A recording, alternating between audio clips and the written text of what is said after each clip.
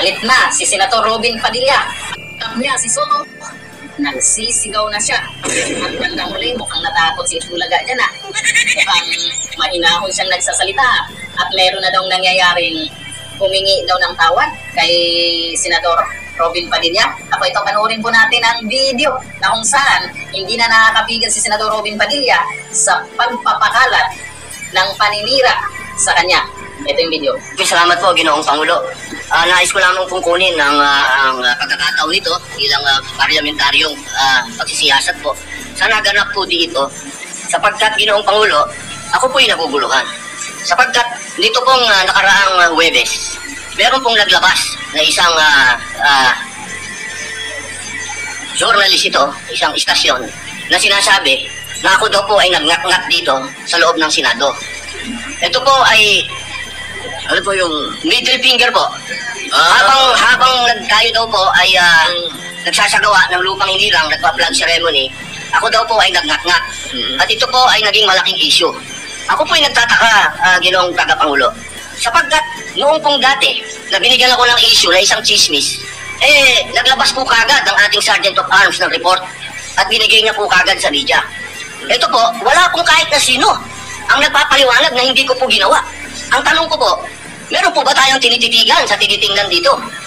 Kasi napakabigat po ng akusasyon na ito sa harapan po ng ating bandila. Ako po yung magngangat-ngat. At gusto ko pong ipaalam sa ating mga kasama, kung politika lang, handa po ako mag-resign. Pero pagka religion ko po ang pinag-usapan, kahit sino sa inyo, o ano gusto nyo, wala pong problema. Pero wag pong religion ko. Hinihingi ko po, wag pong religion ko, mahal na tagapangulo. Dahil ito po yung malaking kabastusan sa amin. Ito po, ang sinisik na ko po, ito po yung nag-iisang Diyos. Dito po nakasalalay ang aming pananampalataya. Handa po kaming magpakamatay para dito. Sana po wag pong gamitin ito para siraan ako.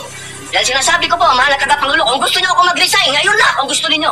Huwag niyo akong siraan. Yun lamang po, maraming salamat po.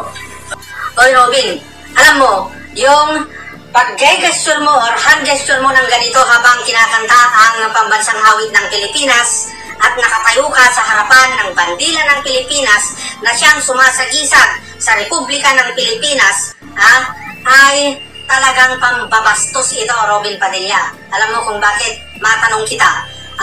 Simula nag-aral ka at tinuro ang tamang pagkanta o paghawid ng pambansang awit at paggalang sa bandila ng Pilipinas. Ano ang tinuro sa'yo?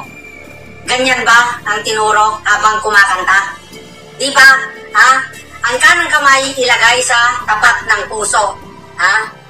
Yan ang tinuro. Simula nung nag-aral ka. Di ba ganyan? Hindi ganyan ang tinuro. Kaya talagang literal na pambabastos yung ginawa mo, Robin Padilla. Kaya kung humahamon ka pa, kung mag-resign lang, politika, mag-resign ka na, nauna. Ano pang ginagawa mo dahil binastos mo ang bandila at pambansang awit ng Pilipinas? Hindi ganito, hindi ganyan ang tinuro at nasa konstitusyon ang tamang pag-awit sa pambansang awit at paggalang sa bandila ng Pilipinas, kundi ganyan, Robin Padilla. Eto, Robin Padilla, yung sign ninyong mga Muslim, eto, ginagalang din namin, sa mga Muslim. Tama ka, sign ninyo ito, pero huwag mong isali habang kinakanta ang pambansang awit at nasa harap ka ng bandila na sumisimbolo sa Republika ng Pilipinas. Huwag mong isali ito, dyan sa pagkanta mo. Dahil, separate ang religion sa government. Di ba? Dapat igalang mo rin kung ano yung tama. Ito ang gawin mo. Hindi ganyan. Robin, simple lang na common sense. Robin Padilla ang gamitin mo. Hindi ka namin tinutuligsa o pinapagalitan o pinapahiya sa paggamit mo nito. Pero dapat, itaon mo naman at kung saan ilugar mo kung saan mo pwedeng gamitin ito. Huwag mong isabay sa pagkanta ng pambansang awit habang kaharap mo ang bandila ng Pilipinas dahil yan ang paniniwala mo. Igalang mo rin kahit konti, Robin Padilla. Dito sa sinabi ko, Robin Padilla, sinasabi ko lang ang totoo kung ano ang nasa konstitusyon, kung ano ang turo ng ating konstitusyon at kung ano at kung paano ginagalang at kinakanta ang pambansang awit ng Pilipinas. Huwag mo sanang tularan si Bato na sasabihin bayang magiliw. Robin Padilla, sana huwag mo nang ulitin.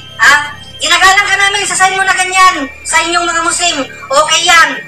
Nirerespeto namin, pero dapat sana ilugar naman. Ilugar mo naman ang paggamit dito dahil hindi naman nakasaad sa konstitusyon na kung ano ang gusto mong gawin habang kinakanta at kaharap mo ang bandila ng Pilipinas ay yun na, nasa sayo na. Wala yun sa konstitusyon, Robin Padilla. Dapat kung ano ang nasa konstitusyon at kung ano ang turo, yon ang gawin mo. Ang tamang pag-awit, ilagay ang kanang kamay sa tapat ng puso, tumayo 45 degrees ang paa at walang extra movements. Yun lang, Robin Padilla. Sana naintindihan mo ang sinasabi ko. Ng bayang magiliw na pababoy. Papayagan ba natin mangyari dito yun? Hindi po totoo yun. Hindi nangyayari yun. Nandito kami at wala tayong nakitang nagkumanta ng bayang magiliw dito, ng liw pang hinirang dito, ng bayang magiliw na pababoy.